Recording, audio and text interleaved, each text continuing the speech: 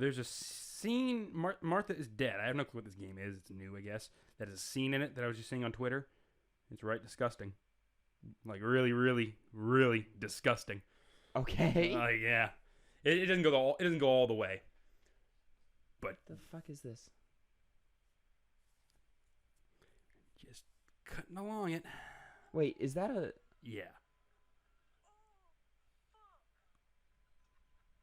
Some suggestive audio there. Let me not play that into a microphone.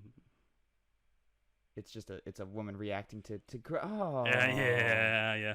Doesn't show it all. It doesn't show it yet. So. Oh, and you have to do it yourself? Yeah.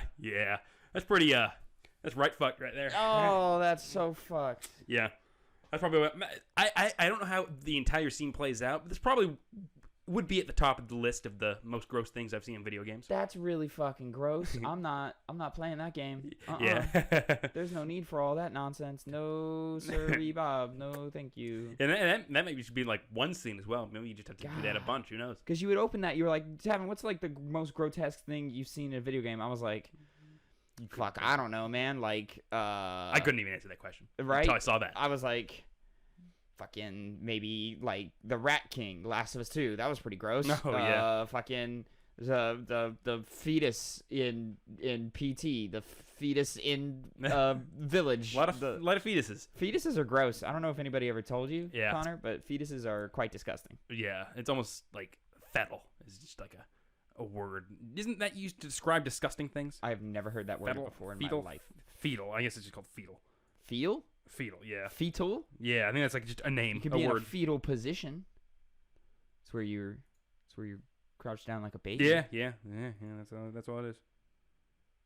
For some reason, I thought it was like another word for like gross. What is another thing that I've seen? There's some gross games out there, man. You know, Mortal Kombat gets up there. Mortal Kombat gets real gross. It does. Yeah. There's there's Whistleblower where you see someone get their dick cut off. That's pretty. You don't see all of it, but you get the general implication. What video games are you playing? What is this? Outlast. That's the Outlast DLC. Oh. Yeah, it's like okay. very, very famous. Of like you almost get your own dick cut off, but then you escape. It's disgusting. And yes, you do see dick, but you don't see the dick separating itself, so it's not as bad as it could have been. I think face skinning is worse. I'd give that a worse rating. What's poppin', players? Welcome back to the Two Penny Gamescast, episode 82, where apparently we just talk about cutting off dicks all the goddamn day. I'm not your even host, Halloween. Tavin Bothel, here with my good friend and co-host Connor Elliott. Say hello to the people, Connor. Howdy. Ladies and gentlemen, if you didn't know, every week me and Connor sit down and talk to you about the new news in the video game industry. We come to you each with two topics, 2 pennies, if you will, and we give you our 2 cents on them. You can find this show, youtube.com/2pennygamescast. Also on mainstream podcast services of your choice, Spotify, Apple Podcasts, Google Podcasts. We're even on SoundCloud. Please drop a like, drop a follow, rate us over on the podcast services. We really would appreciate it. It really does help out quite a bit. But if just sitting here talking about video games doesn't do it for you, man. If you want to see some raw gameplay epicness, well, every Tuesday at 2 p.m. Central over at twitch.tv/2pennygames, me and my good buddy Phil put on a show called Hype. Have you ever played? HYEP, in which one of us shows the other a video game we have never played before. We are currently working our way through Spyro 2, Ripto's Rage, that's the subtitle. Oh, really? And Uncharted 4, A Thief's End. So please go check that out. See what all the hype is about. You know what I'm saying? Anyways, also, if you want to see some maybe some streams and some playthroughs that you've missed, youtube.com/2pennygamescast. We have full playthroughs of Phil's first time through Metal Gear Solid 1 and 2 up on the channel, my first playthrough of Kingdom Hearts 1, and more to come. Speaking of which, I gotta talk to you about when we can film some, because we do little intro skits for the beginning of every playthrough. We gotta film some skits. I got some ideas. They're fun. You've been searching for things. I've got ideas. Anyway, they're just dumb little whatevers. Anyways, ladies and gentlemen, we're gonna get right into it with our first topic of the day. If you can read the little headline here, which is my first penny. I need to take my time code. Be better about your time codes, Tavin. All right, you got it. Pulling from a Bloomberg article by Jason Schreier, Ubisoft plans new Assassin's Creed game to help fill its schedule.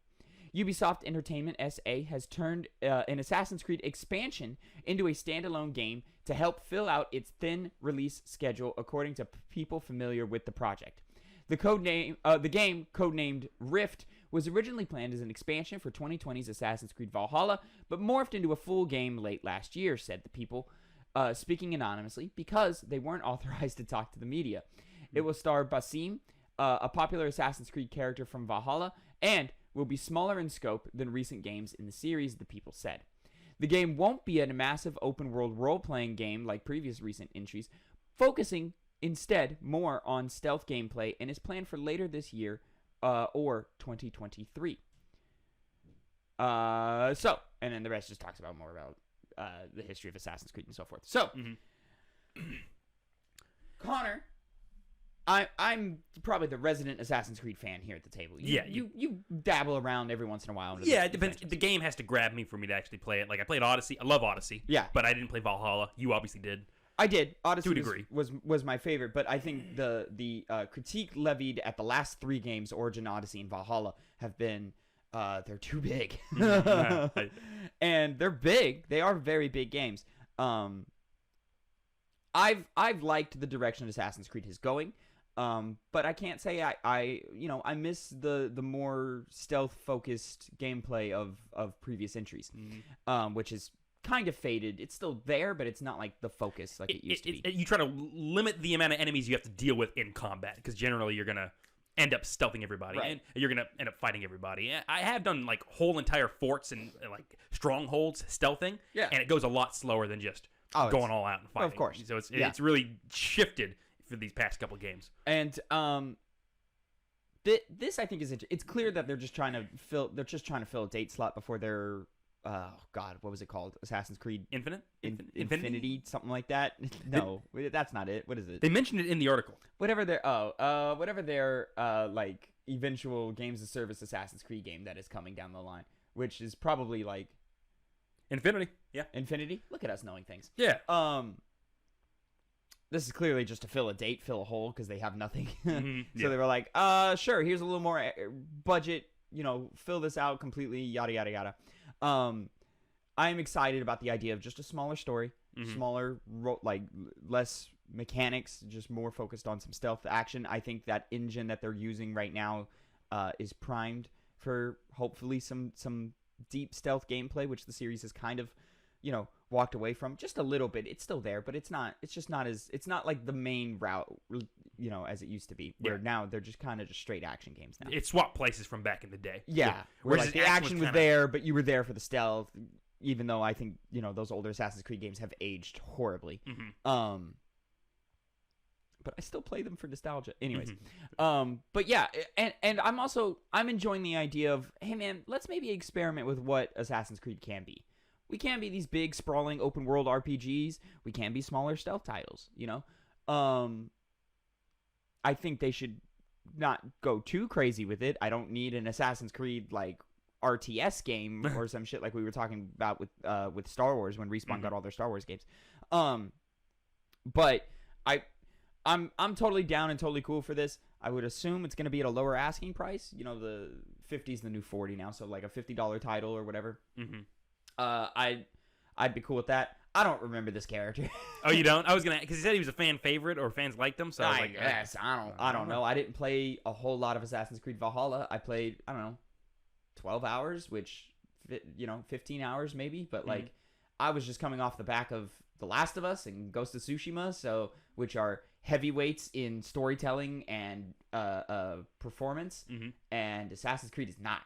So I just got kind of turned off by that, and the gameplay wasn't they made some tweaks from Odyssey, and I prefer Odyssey, like how the systems and stuff worked in Odyssey. So that was just me. Also, the world of the Vikings versus Greece, it just didn't click with me. Good game, I just didn't click not like Phil, who played a lot more of that game, didn't he?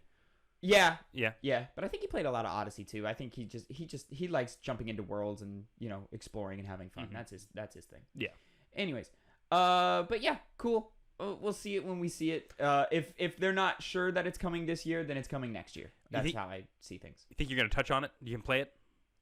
Absolutely. interested in it? Oh, absolutely. We're looking at a 10 to 15 hour little stealth focused experience. Hell yeah, absolutely I will. Yeah. Hopefully that'll mean less bugs. That would be nice. Assassin's Creed games are ridiculous with their bugs. Yeah, they are. Which makes me worry about Infinity because I think that may have a rough one when it comes out. And take your time with that, man, because we don't need any craziness on that. Moving on to my second penny of the day. Shockingly, my second penny of the day. Yeah, right. This is kind of interesting. So, the Lord of the Rings movie and game rights are up for sale for an expected $2 billion. We are pulling an IGN article from Ryan Dinsdale. The movie and video game rights to The Lord of the Rings and The Hobbit are about to go on sale for an expected $2 billion, with Amazon first in line to buy.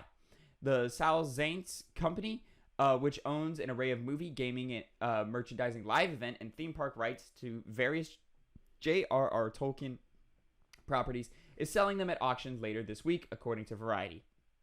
Amazon is reportedly eager to gain the rights to go alongside its Lord of the Rings TV show, The Rings of Power, that releases on September 2nd. The sale also includes limited matching rights if the Tolkien estate, the legal body that manages Tolkien's works, makes movies or other content based on works published after the author's death.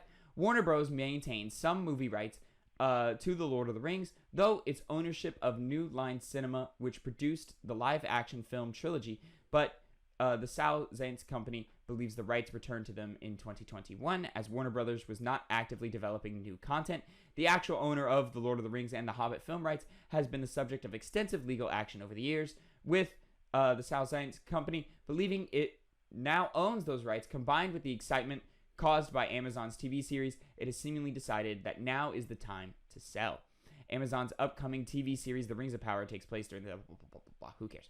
So... I care.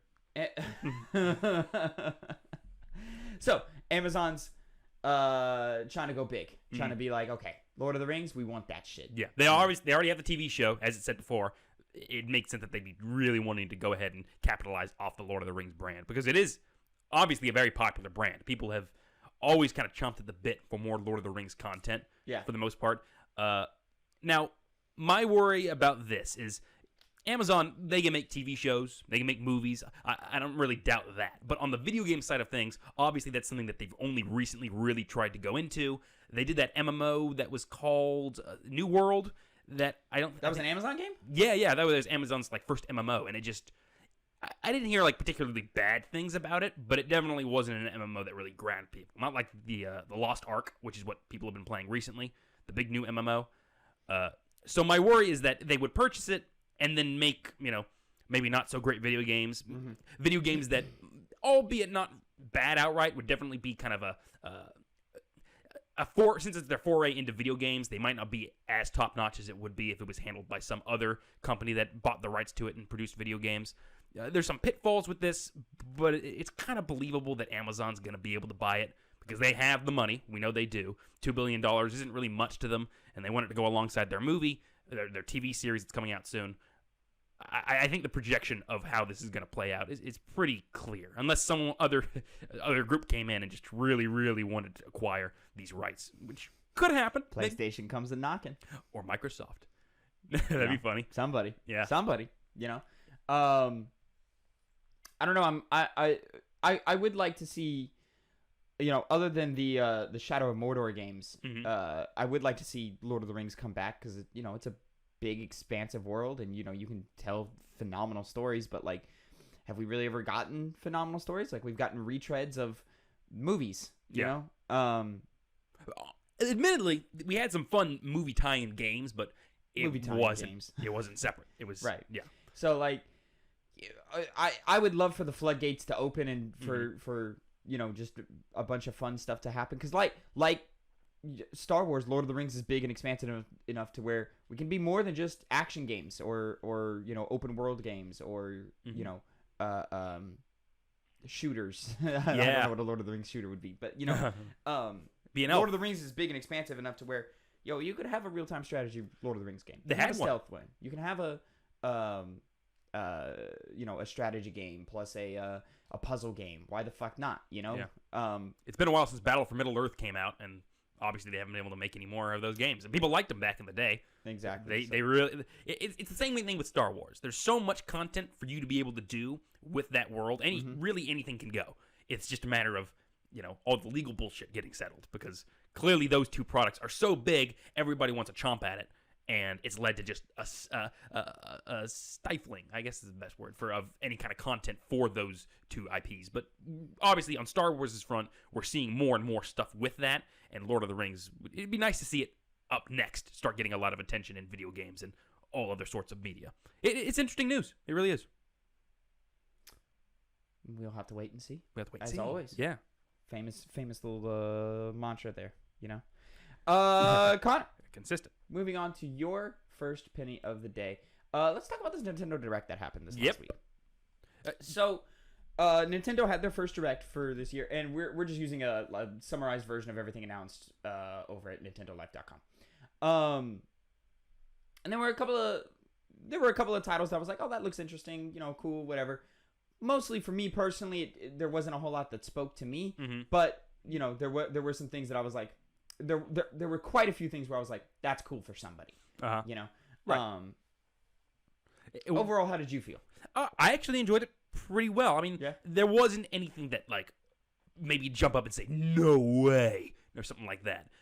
There was one that got close for me. Was it Fire Emblem? No, not that one. No. It's the Mario Strikers. Mario Strike. That was another good one. I was like, oh shit, I remember playing that back in the day. That's fine. People, weird enough, I saw so many people saying Nintendo Strikers. It's gonna be at this Direct.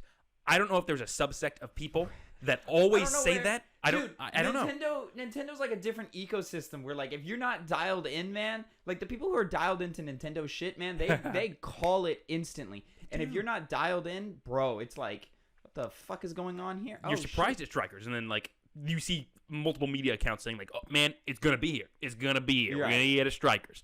And then who thinks of Mario Strikers when they think of a game to be announced at a Nintendo Direct? Exactly. I don't. That was an IP I thought long forgotten. It doesn't even fit Nintendo's kind of mantra, because it's just it's kind of edgy, and it's got the cover of that game is Mario frowning, and it's that's not Mario. That was a weird era of Nintendo. It was cool, but it was weird. And to see that kind of come back with that same style, that same sort of edge to it, I really enjoyed. Anyways, so let's jump into a couple of things. I'm just going to kind of skim through a few things here. Sure. So it opened up with Fire Emblem, which I was hearing buzz about maybe some new Fire Emblem. People were hoping for it, and it came in a way that I didn't expect. Yeah. Okay, so Fire Emblem Warriors 3 Houses. It's based on the 3 Houses games, but it's another Fire Emblem Warriors game. Much like Dynasty Warriors, all that fun gameplay. You get to play as all the different house leaders and so forth, and interact with all those characters. Cool, I guess. I'm not at all interested in retreading ground with those characters in any sense of or have a side story that doesn't feel like it matters, Yeah. I like the designs that came out of it, but I'm kind of in the same boat where I'm like, the gameplay of the Warriors games and Dynasty. Well, I like Dynasty Warriors back in the day. I played it, had a lot of fun with it. But nowadays, especially with those Warriors and Hyrule Warriors and whatnot, I'm just kind of like, I'm probably not going to spend my time with it. And kind of had the same idea with this. Unless I for some reason am able to get a good deal on it. I'll be like, okay, sure, I'll buy it and play it on my Switch when I'm bored or when I'm on a travel or something like that. Yeah. Advanced Wars 1 and 2 Reboot Camp. I saw they got full voice acting, all that stuff. These are the remasters or remakes of Advanced Wars 1 and 2. People love those games. I've never played them before, so maybe I'll try it out April 8th, 2022. One of our watchers, Michael, really likes that game, those games. Apparently they have co-op too. Yeah. Apparently co-op? At one point the old ones did. I don't think these new ones do. We'll see. Yeah. Mario Strikers Battle League, which we kind of touched on already. Yeah. June 10th, 2022. I love. Oh, and it's worth noting all of these are focused on the first half of this year. So a lot of the bigger titles that maybe some people were expecting, like some Breath of the Wild sequel or something, too far down the line. We'll get to it later. I did think we were going to get a Breath of the Wild title at least, but I guess still holding their breath on that one. Yeah. So yeah, Battle League looks fun. Nice little sports or soccer Nintendo game. Hopefully it plays out better than some of the other sports games that they've been putting out recently. People seem to like Mario Golf all right, but the tennis game wasn't really hitting. And then there's another one off the top of my head that I can't think of. Not basketball, is it? No, I've lost it. It's gone. Okay. Splatoon 3 showed off its co-op mode, whatever. Front Mission First remake caught my eye. Did it? Yeah, just because it's that tactics RPG gameplay that I'm kind of itching for right now. So I was like, you know what, I might dip into that. Disney Speedstorm, it's a kart racer for Disney characters, looked pretty generic. Mm-hmm. Force Unleashed coming to Switch, but it's the Wii port. Surprising. So I don't know why you would choose the Wii version of that game, but okay. Nintendo try to push their version of games, I guess. Yeah, right. Chrono Cross, the Radical Dreamers edition. Did this do anything for you? No, but I just remembered, like, oh, we touched on that a while ago because we did hear rumors about there being a remastered. Yeah. I saw some people arguing, saying, like, this game sucks, and then some people saying, this game's amazing or really, really good. One person even said it's better than Chrono Trigger, but they had like a gun to their head. like people were threatening them if he said that. That's funny. Kirby and the Forgotten Land, March 25th, 2022. This is our big new Kirby game coming out. That's starting to get a real push. We haven't really talked about that. I have no interest in that game at all. Do you think it looks interesting in any aspect? A passing interest. I'm probably not gonna play it. I'll be busy probably playing something else. Mm-hmm. But yeah, and I like the idea of Nintendo taking their franchises and shaking it up. You know, they're Breath of the Wildizing all of them. Mm-hmm. You know, to an extent, with the exception of maybe like Mario, but like. You know, we had Paper Mario come back, and they shook up the formula a little bit. Pokemon with Legends Arceus this last month shook it up. Mm-hmm. So I'm enjoying that they're continuing down this path where like now Kirby's getting a fresh coat of paint and style and stuff. So I'm like, okay, cool, neat. From there, Kingdom Hearts Integrum Masterpiece for Cloud. Play your Kingdom Hearts Phil, but through the cloud, baby. Phil perked up, I bet, at that one. I'm sure. Portal Companion Collection coming this year. I'm excited for that. I'll play Portal on Switch. Why the hell not? Did you play the old games? Huh? Did you play the old games? I have played them, but I don't remember a thing about them. Okay, I played a little bit of 2. Actually, like more than half of 2, but I just fell off. Yeah. And then something that I saw a lot of people catch a lot of people's attention. Live a Live. Yeah. It's a Japanese release, an English release of a Japanese game. It looked cool. It looked interesting. People are really excited about that. I heard some people speak, hey man, this is like one of the greatest RPGs ever. So. I heard some people saying the same thing as well.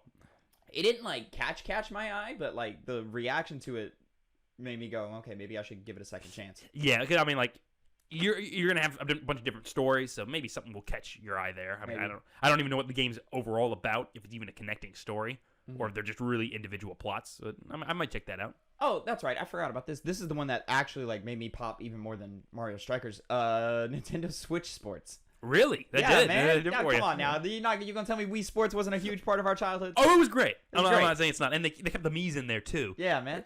Sure. Fuck it. Let's get.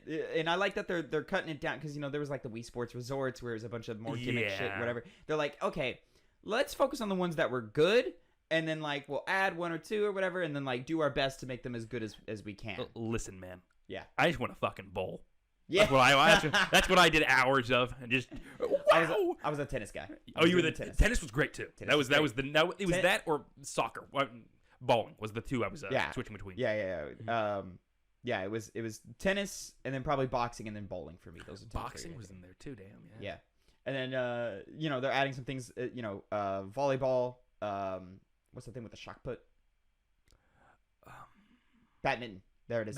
Look at us. We're educated. British sport. With the return of bowling and tennis, and there were some other things. And then I saw they were adding soccer, which is interesting. Mm-hmm. And then they also they were like, hey, but eventually we're gonna put golf out too.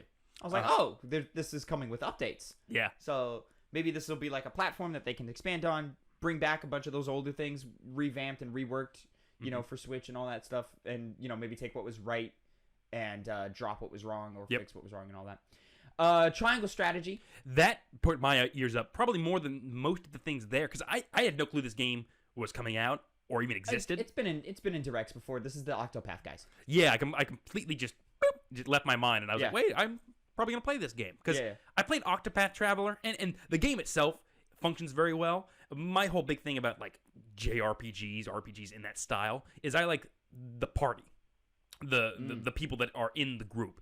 In Octopath Traveler, you would obviously like get a bunch of different characters from all over the world and create your party that way, but they didn't really interact with one another because each of them had their own individual story. And once that was done, too much crossover, yeah, too much weight on writing and so forth. But no, they didn't even have them like interact at all. Like the characters basically. Right. Well, my point is they can't because that would screw up person 3's story if it happens in person 1's, et cetera, et cetera. Yeah, so that really killed it for me. Which Triangle Strategy obviously seems to have a traditional party system. They've refocused it. Yeah. I'm sorry, I just have to point it out. This isn't about Triangle Strategy. One thing that I was really excited for, it's a Japanese title, but it's Taiko Drums. It's the rhythm game that you saw where you beat on the drums. I played that at an arcade before. It's a fun-ass party game. Dude, that shit looks like it's a fun-ass party game. Baby's first rhythm game. Bro. No. And then you like one of the cool things about it is that if you buy the drum set that actually comes with the original game, when you play the game, you're not just, swinging with the Switch remotes. You're banging on a drum. Yeah, but that's not going to happen. You're not going to have that. It's out. It's a thing. Is it? Yeah, it's a thing. Weird. Which like I might have to take the plunge. Won't lie. You're not touching that. Metroid Dread is getting a free update. Mm-hmm. Boss rush mode, which is dope. That sounds fantastic. Yeah. And then 2 new difficulties. One where it's a dread difficulty where you can't get hit. And then or you start the whole game over. And then one where it's a baby mode for people who want to be baby ass babies. Yeah. More power to you. That's fine. Just be a baby. Just be a baby. Yeah. That's fine. Earthbound and Earthbound Beginnings coming to Nintendo Switch Online. Neat. I thought they were prepping for Mother 3 with those announcements, and it just didn't happen. And people want it. Okay, cool, whatever. A couple of things. Lego Brawls. I don't even remember that. 2 Point Campus. And then probably the biggest news out of it, maybe. Mario Kart 8 Deluxe is getting some DLC. Split up into segments over time, like the Smash Fighter passes were done. 6 tracks at a time for a total of 48 remastered tracks from old games. Pretty good for $24.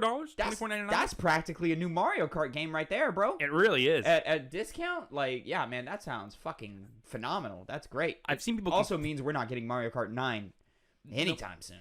Which I've seen people complain about before. Like Mario Kart 8's been out for a while. Give us 9. Mario Kart has been out for 7 years. I know, but I mean, if they're not going to do 9. This is probably the next best thing. And I saw people happy about it. They were fine with it. I mean, 48. But it makes sense. Mario Kart 8 Deluxe is the highest selling game on Switch. It does bananas numbers. I think it's the highest selling, whatever. Also, I forgot to mention this. We keep mentioning a Mario Kart 9. I don't think it's going to be called. I think Nintendo treats Mario Kart Tour, the mobile game, as an actual installment in the franchise. Which makes me think we're not getting the 9. We're just going to get like Mario Kart X. And then that'll be your, I don't know, it'll be a Switch thing. Which would make sense with my theory. X, you get X up and you could split into 2 racers. I don't know, man. I don't know. It sounded like a good idea. I might have been onto something. Hey, take note of whatever fucking episode that was. Someone take note. And then Xenoblade Chronicles 3 was announced. Yeah, that was the thing I was seeing the most of. For September 2022. Okay. Yeah. I'll believe when I see it. Played the first game. A lot of the first game, and I'm playing it again on Switch. It's pretty great.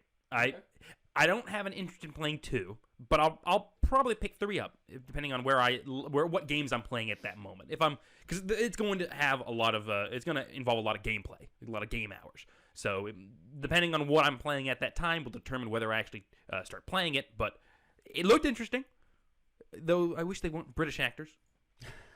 I don't like the Brits. That's a joke. Okay. That's a joke. That's a joke. All right, Connor. Moving on to our final topic and your second penny of the day. You wanted to talk about this little Atomic Heart trailer that came out. I have been waiting for this game to actually have some semblance of a release date for a very long time. Oops, I'm playing audio. Didn't do that. There we go. We had a trailer for this years and years. We talked about this game on this show. Have we? Before yeah, this? once. Yeah, where I was like, "What the hell is this?" And you were like, "Oh, this is a thing that I've been following forever." I remember that. Yeah. So finally got some semblance of a. I don't know if we've ever had voice acting or seen the characters talk before in past trailers, because it's been like the release of some of these trailers have been so far apart that I can't even remember like all the details that are covered in some of these trailers. But this one, I mean, it's obviously gearing up for the actual release date for Burr. For Burr. Wherever Burr is. Hey guys, you like BioShock, but you wish it played a little more like Far Cry? Here you go. And cool powers and like slam a jammer powers and stuff like that. I Stuff. don't believe this game is going to be as good as it looks and it's promising to be. So something's going to be stiff. There's no way you're just popping out with this level of quality and this level. Like, it looks too good. Listen here, man. Looks too good. Those goddamn Russian developers out in the Winterlands, they can make marvels. They can make bad things, but they can make marvels. So it's not out of the realm of possibility. I get what you're saying, though. I think back on Metro, really bro. good. I think on Metro, and I'm like, I love Metro. Metro games are great, but they're not the best playing games ever. And this looks fucking great. It does look great. God, it looks dark and sick as fuck. Yeah, got a lot of style to it. Really interesting, unique robots, and obviously some fucked up, weird, alien-like people. I don't even know. Honestly, the plot of this.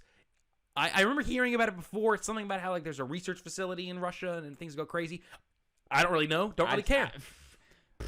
I want to freeze it. I want to freeze someone and then blow them up with a rocket launcher. That sounds fun. Hit people with wrenches. See a lot of wrenches. And weird then, like guns. all the different enemy types that we're seeing in this trailer. There's no way this game is gonna be as fucking baller as it looks like it's going to be. But what if it is? I would be surprised. Run around There's with zombies Kalashnikov. too. Yeah, those are weird alien. You see, like the weird alien things. They're like, kind of like a. What the fuck is this game? They're almost like the. You know what those fucking faces remind me of? This the game Resident is Evil just 5 villains. Enemies. The 5? Yeah. Like With the fucking. What are they, Ouroboros? No, not the Ouroboros. That was the later thing with the fucking worms. Yeah, we played this game. The parasite fucks. The mouse. We know. And then I love how they're like, yeah, we understand the hype behind our own thing, so we're gonna slow it down. And then when this 2 for 2022 comes in, they slow it down because they're like, it might be 3. It might be 3. We might do 3 and 2. And then they're like, okay, but we don't know which month. So like, we know we're gonna be fall/winter. So Burr. Yeah, Burr. you got some wiggle room there, and I think it would have been a lot more funnier though if they said 2023 just to piss people off. Like, it's probably still gonna be 2023. With how this game works. Hey, that dog needs to shut up. Connor. Yeah. I'm moderately interested in that game. Mm-hmm. We're gonna see how it plays out. But right now, we've been playing some pretty crazy games right now ourselves. So, ladies and gentlemen, we are about to cut over to our Sifu review, which, if you've been paying attention to the channel, went up last night. Just because I segment the reviews out and I put them out on their own for clicks. But Sifu is the only thing both me and Connor have been playing, so we're just going to go dive deep and we're going to talk all about some Sifu here in a second. So, we are going to... Don't go anywhere. We're going to end our podcast here, so thank you so much for watching. And then we're going to just jump straight into our Sifu review. So, ladies and gentlemen, that is it for the Two Penny Gamescast. Thank you so much for watching and listening. Remember, don't go nowhere. Don't go nowhere because we still got 30 minutes of fucking Sifu about to happen. But just a quick reminder that you can catch us over at youtube.com/2pennygamescast or mainstream podcast services of your choice. You can catch us live over at twitch.tv/2pennygames, where I've actually been playing Sifu pretty much exclusively live over there all week. All those VODs are still up. You can see my all my troubles. You can see my lovely reaction to the Book of Boba Fett on one of those VODs. Mm-hmm. I didn't take too kindly to it. No, but that's a conversation for another time. And, ladies and gentlemen, if you will head over to youtube.com/2pennygamescast, and you can see the finale of Metal Gear Solid 2 played out by Sir Philip, and each of our own top 5 personal favorite hype games that we've played this year. It's a video called Your 10 Favorite, or the 10 Best Games from Your Childhood. So go check those out. A lot of fun, a lot of good times. But until next time, remember, don't go nowhere. Everyone have a great week. And Connor, say goodbye to the people. Bye. What's poppin', players? Welcome back to a Two Penny Games review. This time of Sifu, new game by Slow Clap. I am your host, Tavin Bothel, here with my good friend and co-host, Connor Elliott. Say hello to the people, Connor. No. Connor, we've been playing Sifu, which is sort of like an action beat-em-up game with some heavy Sekiro influences and roguelike elements. I've been playing the game for probably about 12 hours or so. 10 hours for me, I would say. Yeah. And I'm currently working my way through level 3. I'm almost so close to beating that boss in level 3. Level 2. You're in level 2. Mm-hmm. Still working your way through there. I've been grinding for things we'll talk about. Yeah. Overall, I'm pretty high on this game. Yeah. I like it a lot. I do have some critiques with it. I don't think it's perfect, and there's a lot of things that just keep holding it back from being a masterpiece in my mind. But overall, like, I'm enjoying the mechanics. I'm enjoying the game feel, the game flow. And just overall, I'm very, very happy with this title. How are you on Sifu so far? Pretty similar. There's certain aspects that just really grind my gears, so to speak, that hold it back from me saying, wow, this is a game I want to keep coming back to for the next week, and I can't get my hands off of it. I can get my hands. I can take a step back from this game, but despite that, still a I think I'm probably higher on it than you, because I am Yeah. itching to get back. Yeah. I feel the itch often. Sounds right. It's one of those things where, like, I watch other people play and I go, fuck, I need to play this. I can't right fucking now. Overall, like, and I think the thing that stands out most to me is just the style of the game. Mm-hmm. I think the way it's animated and the sort of cel shaded art style of it all is super, super impressive, and just the way that the camera cuts and moves and so forth. Like, we'll see some footage here later on where, like, the camera moves into a 2D space, or onto a 2D plane, rather, and does an homage to the movie Oldboy, the famous one-shot fight scene in Oldboy and stuff like that. Where you're going down a hallway, punching people. Yeah, and you're just beating people up. And then, every time you progress to a new level, they step up their art design tenfold. Mm-hmm. So, like, this is level 1, the squats right here, where it's pretty simple. Lots of browns and greens, and you're running around, you're beating dudes up. You're in the druggy den. Right? Yeah, It looks like a druggy den. The next level is a club, and that's where they start playing with lighting and sound, and the music in this game is actually pretty good. It's yet to, like, get old in my ears, so I'm enjoying all of that. And then and then in level 3 is a museum level, and they go even further with that, where they really start playing with colors and different environments and stuff to go through and so forth. And I think the style and the presentation of this game is the best part about it, amongst a lot of other really, really good things. But I do have some minor criticism. Overall, again, I really like the game feel. It feels good to punch a dude. It feels good when you beat an opponent. It feels good when you're fighting bosses and stuff. Yep, it gives you a variety of ways to do that through unlockable skills that allow you to do special moves, or inputting buttons certain ways, like in Devil May Cry, where you do, like, triangle, pause for a second, and then another triangle to do a spinning kick that can hit multiple enemies. So you use those situationally as you go throughout the game. Absolutely. And it even, like, it almost plays like a fighting game a little bit, with some, like, stick input. Granted, minor. It's very like minor, up and down, but, like, it's there. Something anybody could do. Yeah. You don't have to be a fighting game player at all to play that game. Absolutely. To play this game. And I think, and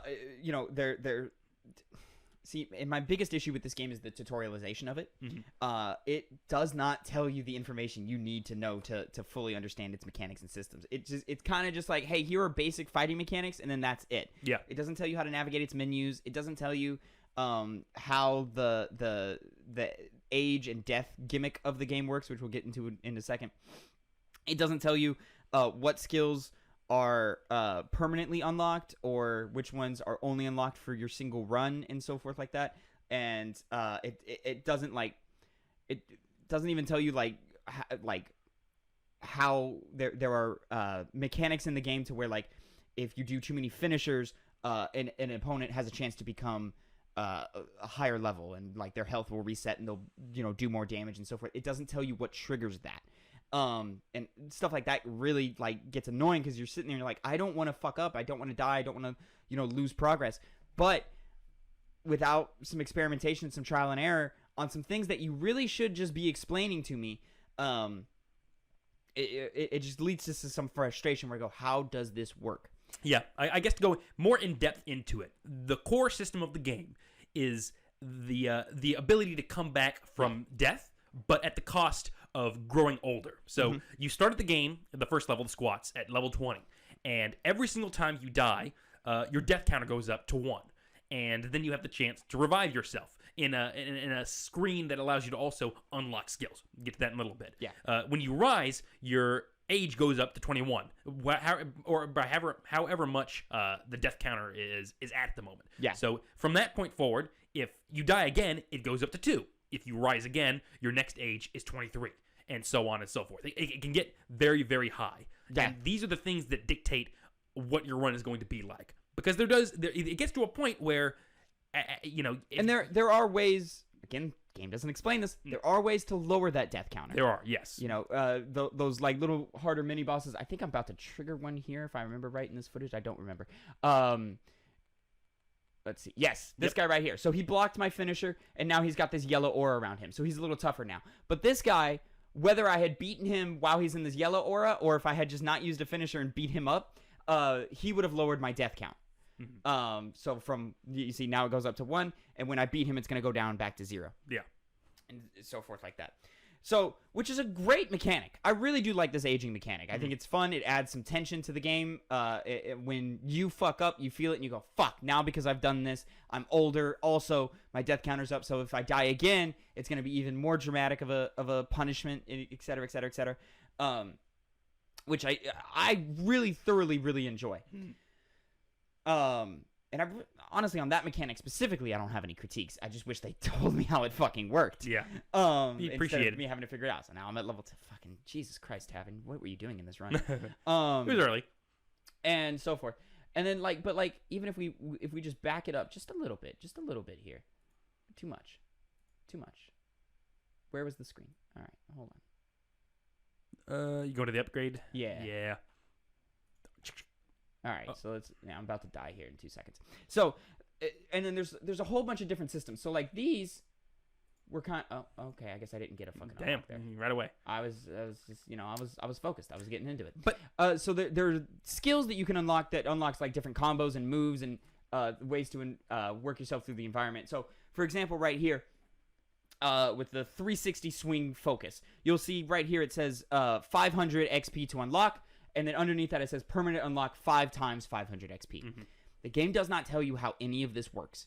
So the idea is that first unlock, that initial unlock, is only for the run. So if your run resets or if you quit out of your run or whatever, you lose that ability. To keep that ability permanently, you have to unlock it that first time and then also spend the same amount of XP 5 more times after that to permanently unlock it. Now, granted, if you're doing a run and you only get 3, you get your counter down to 3 instead of 5. The 3 does stay, but again, the game doesn't explain that, so you don't know if you should be dumping your resources because XP is kind of like one of 3 almost currencies in this game, along with age and level score, which we'll get into in a second. But if you skip, you might feel like you might want to skip out on this because you don't know where that's going to lead you, and this is all early game stuff. You're like, I don't know if I'm wasting my time investing in some of this, and I did waste some time going into this. And through a conversation we had before, it sounds like you wasted a lot of time. Yeah, at a certain point, I didn't know if I got to if once I completed a mission, I didn't know if I was going to be able to be at an age to unlock certain abilities. So I got to a point where I was grinding solely for the fact to get skills, not because I wanted to, but because I felt like if I didn't do that, I'd be screwed later down the line. Yeah. Now, I didn't know that you could restart your entire run from the ground up with all those skills available to you. I thought if you started over, you're from square one.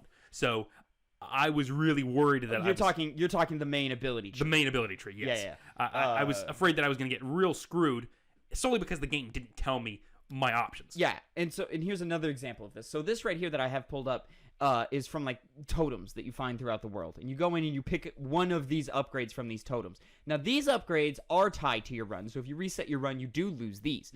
Again, the game explains none of this, which is a problem. So right here, it's in 3 main categories with those 3 kind of currencies that I was talking about. Your age being one. So you'll see like this first one, 25, that's weapon durability, so that your weapons last longer, you can do more hits and stuff with them. Once you exceed past the age of 25, that upgrade tree is grayed out and you can no longer get upgrades from it. Score is based on your level score, how you're doing in that one individual level. When you move on from level 1 to level 2, your score resets. And it's basically just like how many guys are you defeating in a row with, and there's like multipliers and stuff to get your score level up higher. Again, none of it's fucking explained. And all of that is for like kind of structure-based things. You dodge, you parry. You'll decrease the amount of structure damage you've taken. Structure is like your stamina gauge. What do they call it in Sekiro? It's that same thing where like you break somebody's guard basically. Like the meter builds up and then they break and you can do a finisher on them. You have that same meter, and you can really lose a lot of health and a lot of damage if you don't pay attention to it. Yeah. And then over here, XP. These are again XP upgrades, which use the same type of XP for your permanent upgrades. So for a long time, I wasn't sure whether I should be jumping into this or if I should just be purely saving just for the upgrade tree. Let me go ahead and save you all some time. Yeah, just focus on the upgrade tree. Yeah, because once you get that done, it's like, okay, now I can start focusing Now you on can this. start getting some longer things and longer runs going out, and you can start planning out your routes a little better. Once you no longer have that weight around your neck of unlocking abilities and things that you need to honestly beat the game. Yeah, I'm on the second mission, and I spent a lot of time just grinding for those skills. Yeah, as I said did earlier. for a long time. Yeah, and I'm pretty much almost done with getting all the stuff that I want, and there's only a few more things that I would kind of need. I've unlocked everything. Yeah, you've unlocked everything. And I haven't seen the end of the game. I'm still only in level 3, but maybe that just tells you how bad I am at the game. But so yeah, and then you get one pick of this, and then you don't get another one until another totem. There's usually about 3 totems per level, from my experience. I don't know if that changes later down the line or what, but usually there's 3. And that aside, I do think these systems work well. It's just a matter of figuring out how they all work and how they all work together. Mm-hmm. And then this game has so many confusing terms because, like, to get into the main combat and gameplay conversation, there's a lot of setup that needs to happen. So, you're doing your attacks, your combos, whatever. When an enemy attacks you, you can do one of 3 things. You can parry or avoid, which those are the 2 things that you'll mostly be focused on, or you can do a dodge. The dodge is just kind of like just a jump away. I use it more to just cover distance than actually dodging attacks, because using the avoid, which are quick little like quick ducks and stuff, like just to like you'll duck and the fist will go over your head or something like that, is to kind of use to decrease your own structure gauge thing, and then parries build up their structure gauge, etc., etc. You see how it works? Yeah. All of that I think feels really, really good. And again, it feels good when you're landing these combos and you're going down these streaks, these long combo runs, and you're really just whooping dudes' asses and you're dodging all the moves perfectly. All that feels great. When it doesn't feel great is, personally with me, specifically with the parry system, I don't think is super fine-tuned. It's like almost there, but it's not quite there. Whereas like a game like Sekiro, where this game clearly takes a lot of inspiration from, in my mind at least, that parry window was super fucking tight, like crazy tight, but it always felt correct. There were times where I parry and I go, did I parry there? I don't know if I parried there. Like that. Barely gives you an indication that you even successfully do it. Yeah, it's a very, very subtle indicator. Yeah, it's not useless. Parry isn't useless. It's not the further because that's my first 6 hours. I was like, why would I ever parry? I can just avoid, and that keeps me safe. And then the window for me to counterattack is so large that it's not that big of a deal. Yeah, that becomes less true the further you come on. In fact, the reason I'm struggling so much with the third boss is because I spent all that time only avoiding and not building up my parry skill. So now I'm struggling parrying this third boss who kind of requires it. Yeah. But all that said, like, I'm still enjoying it, and I'm still I'm having a lot of fun while playing it, but it's just the itch of like, fuck, I didn't nail that, but I didn't nail it, and I don't know if it's my fault or the game's fault or whatever. On top of that, the camera is atrocious in this game. Yeah, that's my main frustrating aspect of this game. The most frustrating aspect of this game has been when some fights naturally progress to the corner or to a wall. Specifically, mini bosses. You'll get pushed into a wall. You'll get pushed into a corner. Something will happen, and that's when it really starts hurting you because it gets at an angle where you can't really see yourself or the enemy sometimes, maybe even both, and you're just getting beat on because you need that timing down. Yeah. And when you can't even take advantage of that, especially if there's multiple opponents, you're gonna get destroyed basically very fast. Yeah. And it all leads to just like it's all these like tiny little minor things that like really aren't that hampering, but it's all of them together. And when they ruin a run that you were doing pretty well on, and these runs can take upwards of an hour, or even more, it gets a little frustrating. Now, granted, you were talking, you didn't know you could reset your run. When you beat a level, whatever age you're at when you beat that level, like the game saves that progress, whatever the best age that you had a run on. So like the first level, if you beat at age 24 and then you go to the club, you can skip the first level and go straight to the club, and you'll start at age 24 with whatever upgrades you had in the first level. Again, none of that was said. Yeah. So I spent a long time thinking, oh, I go to that level at that age, but I don't have those perks that I got from the totems. That's not true. Your perks are still there. Yeah. But you don't know that. But you don't know that. Yeah.